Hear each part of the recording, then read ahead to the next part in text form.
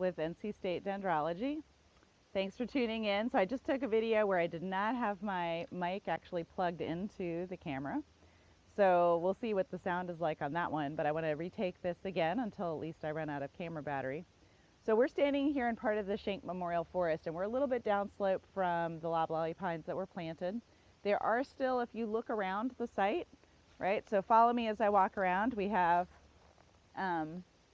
right, cones if you can't see the trees, but there are a few loblolly pines, and these are smallish cones, but they are very heavily armed, so they're quite prickly. And then we have a variety of hardwood species. So if you want to identify this very large one, right, so scan up and look up into the canopy and certainly look at the bark first. So these ski trails should tell you that this is one of two species of oak. This is Quercus Coccinea, or Scarlet Oak.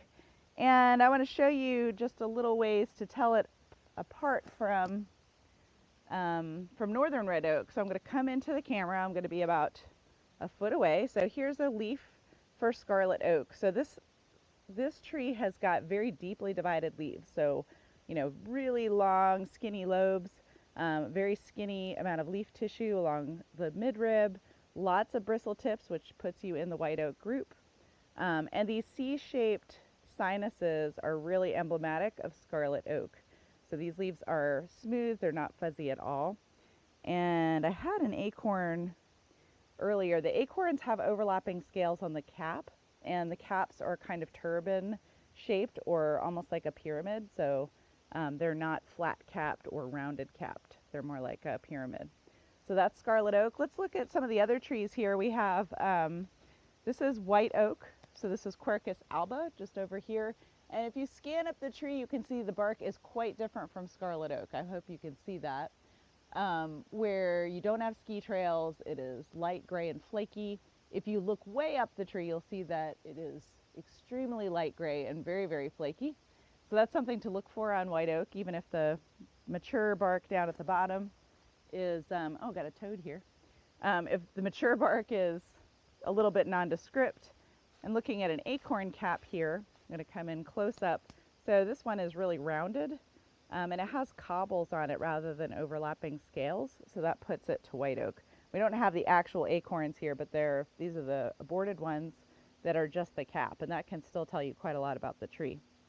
If I'm looking down a little bit lower, I have some understory species. These are shade-tolerant species like American beech, and also sourwood. So these are, you know, beech trees are long-lived and shade-tolerant, so that can eventually get into the canopy.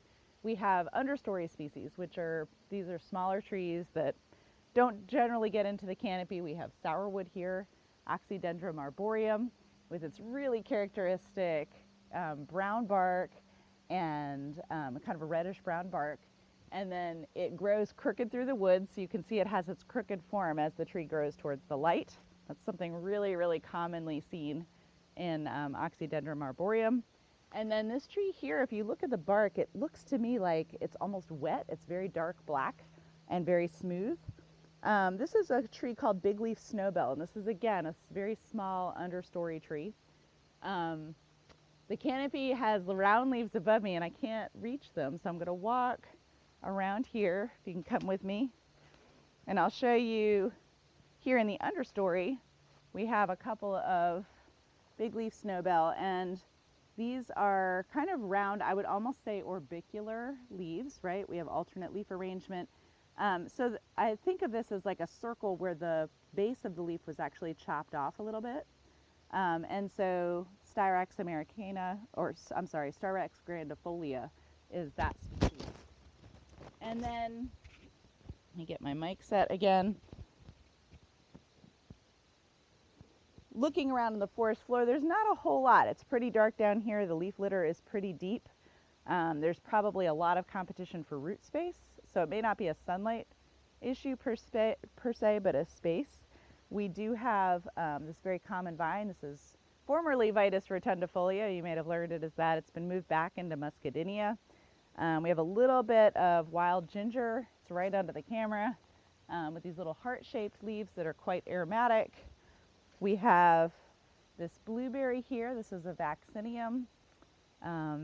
the big leaf snowball. This is a baby sweet gum. So, but all together, you know, quite a bit of leaf litter and pretty sparse in the forest floor. So what I wanted you to see here, just to wrap up, is that we have a stand here, obviously mixed ages, mixed species. There's pine here still, but this is on the later, this is entering mid-succession where you're starting to pick up a lot of hardwood trees. We've got hardwood trees in the canopy.